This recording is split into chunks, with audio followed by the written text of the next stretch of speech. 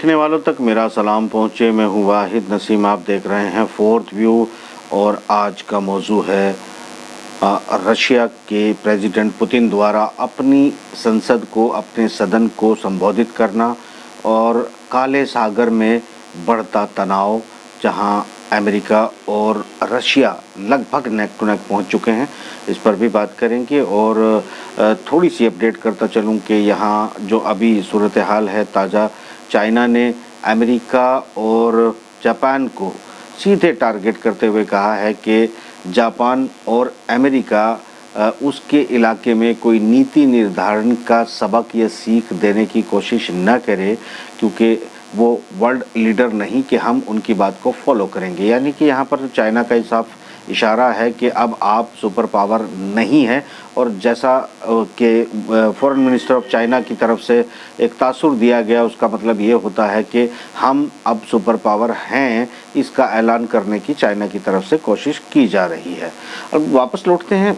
Russia की तरफ, क्योंकि बस अभी चल रहा है, शायद जब तक मैं ये प्रोग्राम रिकॉर्ड कर रहा हूँ, पुतिन अभी अपनी स्पीच दे रहा है। दोस्तों, लगभग 74 मिनट की टोटल स्पीच हो चुकी है, जबकि 1 घंटे का समय रखा गया था रशिया प्रेसिडेंट के द्वारा कि वो अपने सदन को संबोधित करेगा, जहां उसके तमाम स्टेट गवर्नर और तमाम अमला पूरी तरह इस वक्त उनके सदन में मौजूद है। और ये एक 17वीं बार ये मौका है जब इस तरह के संबोधन का आयोजन पुतिन ने किया है। इसको मुझे लगता है कि हम रूटीन में तो देखें ही, रूटीन के अलावा ये सूरत हाल भी हमें देखनी चाहिए कि जो दुनिया में तनाव बढ़ रहा है वो किस तरफ इशारे कर रहा है। दोस्तों, जैसे कि आपको पता है कि काले सागर में, ब्लैक सी में बाकायदा एंटर कर चुके थे अमेरिकी बेड़े, और बाकायदा वहाँ पर जो वो डिस्ट्रॉयर अमेरिकी थे वो एक्सरसाइज कर रहे थे और एक दबाव बनाने की कोशिश की जा रही थी मानसिक तौर पर रशिया के ऊपर यूक्रेन को लेकर। जवाब में जो अभी पुतिन ने कहा है, हम उस पर ज़रूर बात करेंगे। सबसे पहले मैं आपको ये बताता चलूँ कि जो काला सागर के अंदर अपने डिस्ट्रॉयर, अपने होवरक्राफ्ट्स, अपने हेलीकॉप्टर्स और अपने तमाम वेपन्स को मूव कर दिया है रशिया ने काले ब्लैक सी की तरफ, काले सागर की तरफ, जहां पर एक्टिविटी, जब आपसी एक्सरसाइज जैसी जो इवेंट है वो ऑर्गेनाइज शुरू किया है रशिया ने, तो अमेरिकी बेड़े और अमेरिकी थ्रेट जो है वो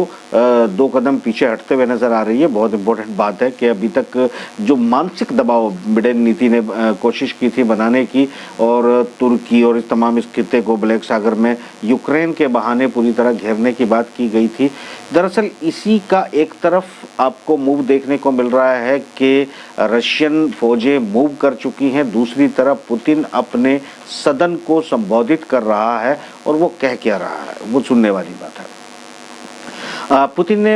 एक तरह से, मैं कुछ खास पॉइंट उठाता हूं, जिसमें कोविड को लेकर भी बहुत सारी बात की है, उस पर उन्होंने अपने देश के नागरिकों के लिए क्या प्रावधान किए उस पर भी हम बात करेंगे। सबसे पहले यहाँ जो सबसे इम्पोर्टेंट बात की गई है पुतिन की तरफ से, वो ये है कि रशिया को मजबूर न किया जाए और हमारे द्वारा तय की गई रेड लाइन, लाल रेखा को पार करने की कोई कोशिश न करे, वरना तो जैसा माजी में सबक सिखाया वैसा ही सबक सिखा दिया जाएगा और उनको वैसी ही हार का सामना करना पड़ेगा। तो बहुत इंपॉर्टेंट सीधे धमकी है, और ये सीधे धमकी अमेरिका को है, इसमें लब्बो लबाब है न लाग लपेट है, सीधे की कहानी है। यानी कि अगर यहाँ पुतिन के संबोधन के बाद, पुतिन की एक तरह से धमकी के बाद अमेरिका के बेड़े मूव करते हैं या टकराव की स्थिति में आ जाते हैं ब्लैक सी में, तो मुझे लगता है कि युद्ध के बहुत नज़दीक पहुंच चुके हैं, लगभग आमने सामने हो चुकी हैं रशिया की और अमेरिका की फौजें। अगर एक चिंगारी यहाँ पर चलती है तो मुझे लगता है कि बहुत बड़े युद्ध में बदल सकती है।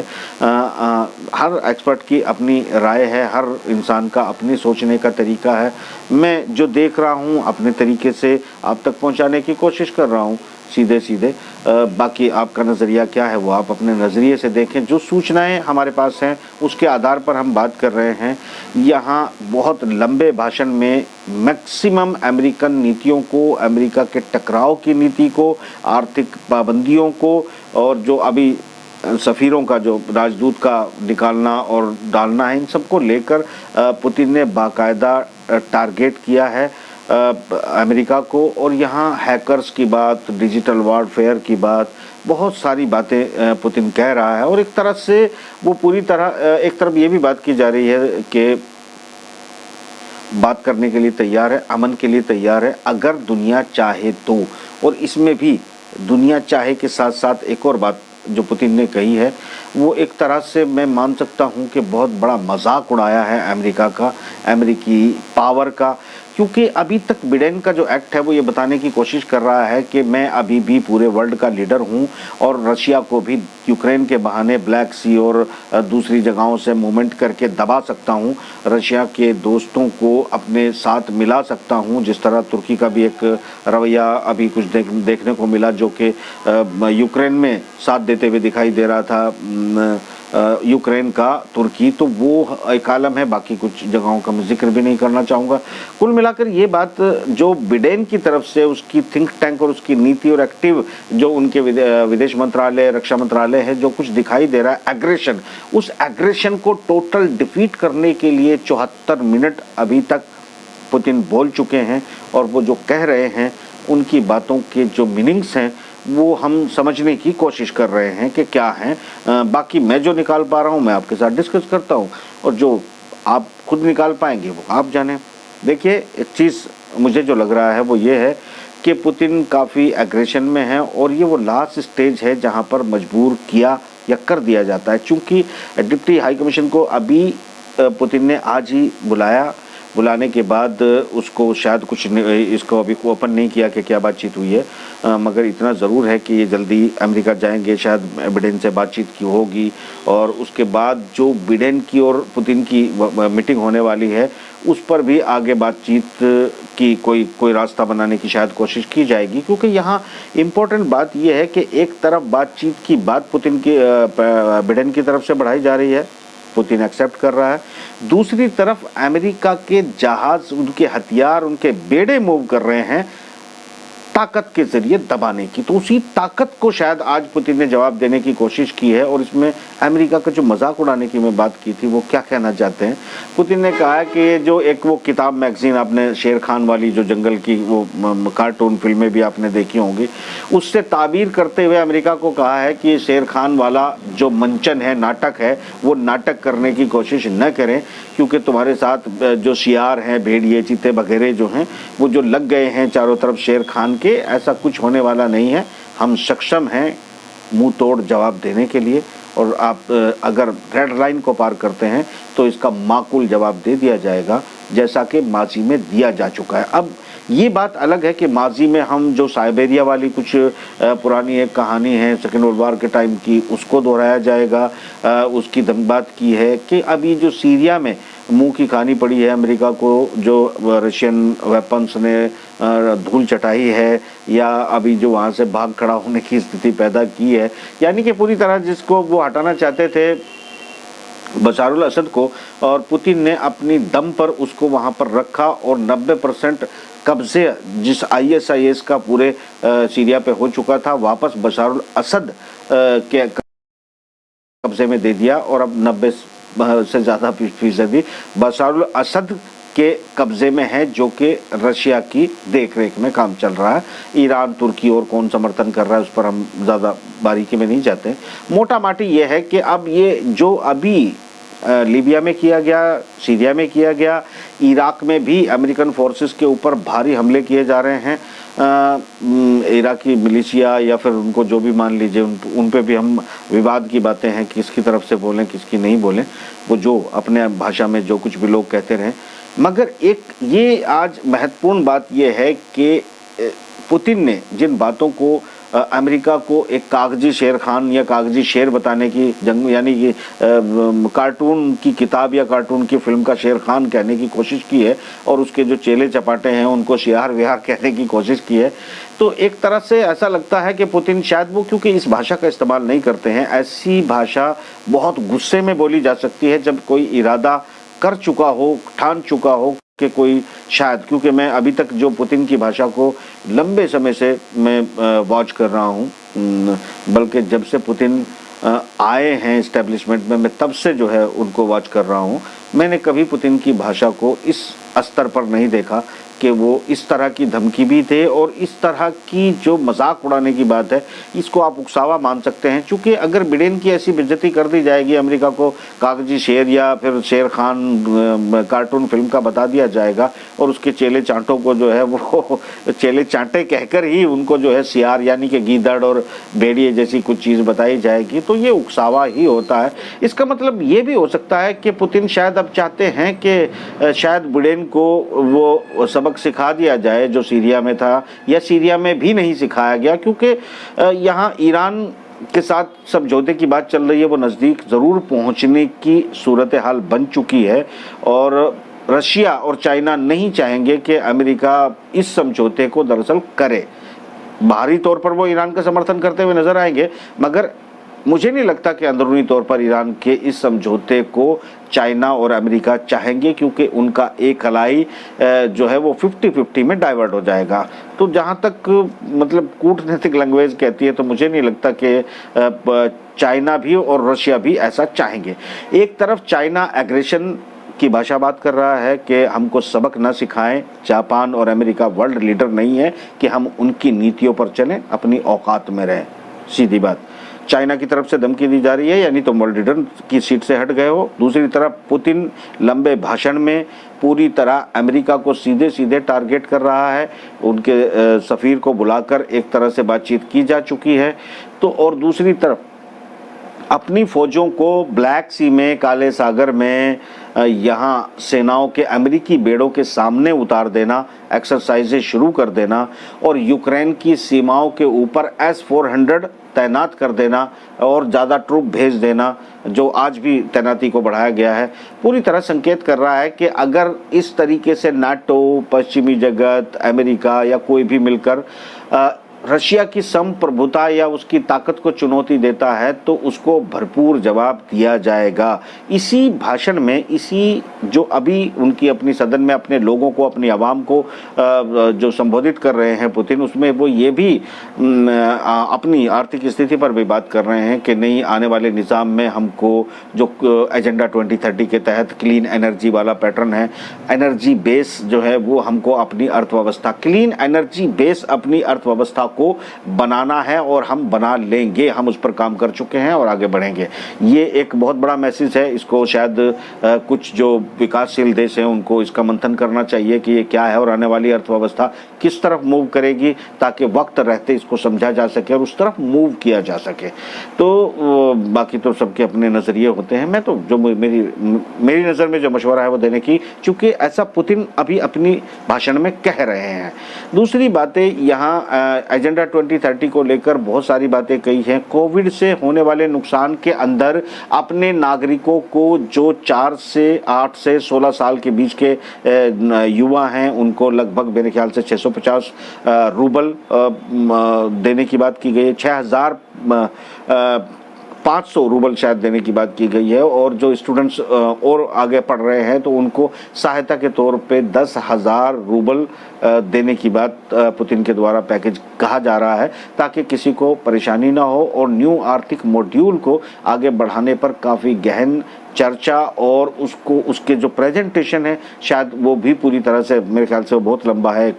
अगर हम आर्थिक विषयों पर जाएंगे तो फिर एक ही सब्जेक्ट पर पूरा वक्त निकल जाएगा, मगर उस पर बात की गई है। यानी अपनी आवाम को, अपने नागरिकों को आश्वासन देने की कोशिश की है पुतिन ने यहाँ कि हम आर्थिक तौर पर अपने निज़ाम को बदलने जा रहे हैं, चीज़ों को कंट्रोल में ला रहे हैं और हम इतने ताकतवर हो चुके हैं, या हैं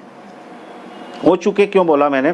क्योंकि इसी जो अभी भाषण चल रहा है पुतिन का, उसमें वो बाकायदा बता रहे हैं अपनी आर्मी, अपने जो 80% तक जो उनके न्यू परमाणु वेपन्स हैं वो मिलिट्री को हैंड ओवर कर चुके हैं। 74% जो और दूसरे तरह के न्यू जनरेशन, 5th जनरेशन के जो वेपन्स हैं उससे मिलिट्री को अपनी डिलीवर करके लैस कर चुके हैं। बाकी 84% शायद उनको करना है, तो उसको भी टारगेट को बहुत जल्दी रिकवर करने की बात कर रहे हैं। तो कुल मिला के न्यू वेपन से अपनी मिलिट्री को तैनात बता रहे हैं, अपने परमाणु जखीरे को आधुनिक न्यूनतम बताकर जो है अपने देश, अपने गवर्नर्स, अपने कौम को जो है वो आश्वस्त कर रहे हैं। ये भाषण में वार्षिक भाषण कम और ऐसा भाषण ज़्यादा दिखाई दे रहा है जैसे पुतिन दुनिया को ये पैगाम देने की कोशिश कर रहे हैं कि वो युद्ध के लिए, किसी भी युद्ध के लिए, किसी भी चुनौती के लिए तैयार हैं और देश के गवर्नर्स और नागरिकों और वहाँ की फौजों को भी मानसिक तौर पर तैयार रहना चाहिए। और ऐसी सिचुएशन अगर आई है तो इसके संकेत कोई बहुत अच्छे दुनिया के लिए नहीं माने जा सकते, क्योंकि एक तरफ तो कोविड-19 को लेकर पूरी दुनिया में तबाही मची है, दुनिया में हाहाकार है, बहुत सारी कॉन्स्पिरेसी थ्योरी भी सामने आ रही हैं, बहुत सारी दवाइयाँ बैन हैं, बेची जा रही हैं, बहुत सी दवाइयों को होते हुए भी मंगाया जा रहा है और बहुत सी सवाल उठा रहे हैं, कुछ डॉक्टर कुछ कह रहे हैं। पूरी दुनिया इस वक्त कंफ्यूज है, क्योंकि दुनिया में एक इलेक्ट्रॉनिक मीडिया की और बहुत सारे मीडिया के फॉर्मेट की वार चल रही है। ऐसे में सिर्फ हम एक पुरानी लकीर को पीटते रहें और ये सोचें कि हम उन तमाम सिद्धांत पे चल के एक नए ट्रेंड को, नई फॉर्म को जो मीडिया की है उसको डिफीट कर पाएंगे या फिर हम इनको वापस वहाँ ले जा पाएंगे, अब शायद ये संभव नहीं लगता है। क्योंकि बड़ी सीधी बात है कि सिद्धांत तो ये कहता है कि हम अगर मीडिया की बात करते हैं तो किसने क्या कहा ये बताएं, कौन क्या करने की बात कर रहा है वो बताएं, इसके पीछे पर्दा क्या है उस पर बात न करें, उसके सामने क्या है इस पर बात न करें और अपनी तरफ से अपने इमोशन को बिल्कुल इंक्लूड न करें। मगर मुझे लगता नहीं है कि अब ये वो दुनिया रह गई है जहाँ पर हमें अपने इमोशंस की, अपनी वैल्यूज़ की, अपने सिस्टम्स की बात नहीं करनी चाहिए या अपने हितों को भी नहीं देखना चाहिए। इसका भी शायद अब वक्त शुरू हो चुका है और इस फॉर्म में मुझे भी फॉर्मेट मतलब बिल्कुल जाना पड़ेगा और अपने तमाम हितों के, अपने देश के हितों के और तमाम जो कुछ मैं समझता हूँ, मतलब अपने तरीके से, ये it is not my duty but it is my, ये मेरा दिल कहता है कि मुझे ऐसा करना चाहिए, मैं कर रहा हूँ। देखिए बात इस तरह की है कि जो मैं बिडेन की बात कर रहा हूँ, जो सूरत हाल दिखाई दे रही है, चूँकि बड़ी सीधी बात है कि मैं आज तो इस पर बात नहीं कर रहा हूँ कि आज जब पुतिन ने अपनी सदन को संबोधित किया और धमकी दी कि रेड लाइन को क्रॉस करने की जिसने कोशिश की उनको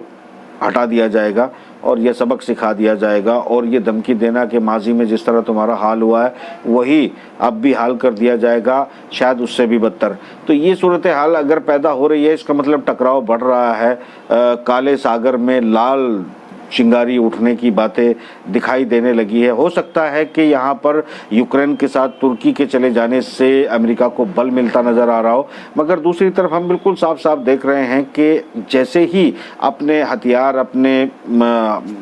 वेपन्स को, अपने डिस्ट्रॉयर्स को रशिया ने यहाँ पर भेजा है तो अमेरिकी जो ताकत है, अमेरिकी जो हथियार हैं वो खिसकने लगे हैं, शायद यहाँ से खिसक कर निकलने की कोशिश में लगे हैं और खिसक भी सकते हैं। तो ये जो सूरत हाल अभी दिखाई दे रही है कि वो जो पुतिन ने कहा है कि शेर खान और उनके चेले जो शियार वियार की बात की है, उन सबको एक धमकी देने की जो बात की है वो साबित भी होती हुई नज़र आ रही है। मगर एक बात ज़रूर है कि हम जिस तरह पहले भी हम कह चुके हैं कि ट्रंप दुनिया में अमेरिका फर्स्ट की नीति तो अपनाना चाहता था, मगर वो दुनिया में शांति की बात ला रहा था, मुंह से कुछ भी कहे। ये सब तो हमारे सामने प्रैक्टिकल थे। बिडेन के आने से पहले हम ये बात अपने विश्लेषणों में बता चुके थे कि बिडेन आएगा तो ज़रूर जो हथियार बनाने वाली कंपनियां बर्बाद हो चुकी हैं, जिनके कारोबार, रोज़गार रशिया ने बर्बाद कर दिए हैं, रशिया का S-400 तुर्की के ड्रोन्स और नई तकनीक में भी जो कुछ चीज़ें आगे आई हैं, उन सब चीज़ों में रशिया हथियारों में प्लस दिखाई दे रहा है। अपनी कौम को, अपने देश को, अपनी फ़ौजों को भी नए हथियार देकर आज उन हथियारों का परसेंटेज का ऐलान भी कर चुका है। तो एक तरह से जो ताकत की बात की जा रही है उसमें रशिया आज अपनी ताकत का मुजाहरा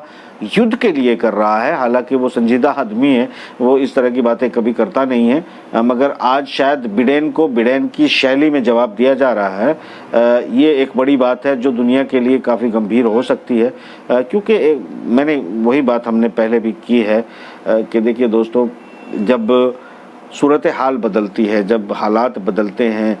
एक तरफ पूरी दुनिया में भुखमरी है, पूरी दुनिया में कोरोना वायरस ने हमको घेर रखा है, रोज़गार ख़त्म हो रहे हैं, अर्थव्यवस्थाएं डूब रही हैं। यहाँ सूरत हाल रोज़ी रोटी का सवाल लोगों के सामने आ खड़ा हुआ है। ऐसे में दो सूरत हाल होती हैं जिसे आप अच्छे से जानते हैं। एक सूरत हाल ये होती है कि जब आपके पास पैसा नहीं होता, रोज़गार डूब जाते हैं, तो आप डिप्रेशन में चले जाते हैं और कोने में लग जाते हैं, अपने आप को छुपाना चाहते हैं, लोगों से बात नहीं करना चाहते। बहुत से ऐसे हालात में पहुंच के सुसाइड की जो है वो पोजीशन में आ जाते हैं और करते भी हैं। उसके अलावा एक खेमा ऐसा होता है कि जब आपका रोज़गार टूटता है, दब जाता है, ख़त्म हो जाता है, तो आप उग्र हो जाते हैं, भड़क जाते हैं, बात बात पर आपको गुस्सा आने लगता है। तो दुनिया दो हिस्सों में बट रही है। कुछ लोग हैं जो डिप्रेशन की तरफ जा रहे हैं, कुछ लोग हैं जो उग्र होते जा रहे हैं। मतलब सिचुएशन ऐसी है कि एक माहौल जिसकी जो मैंने एक आर्टिकल लिखा था, शायद 2014 में मेरे पेज पर मौजूद है, जिसमें मैंने शंकाएं जाहिर की थी कि आने वाले दिनों में ऐसा हो सकता है कि जब आर्थिक स्थितियां लोगों की ख़राब होगी तो लोगों में गुस्सा बढ़ेगा, और अगर लोगों का गुस्सा बढ़ेगा तो ये सिचुएशन होगी जब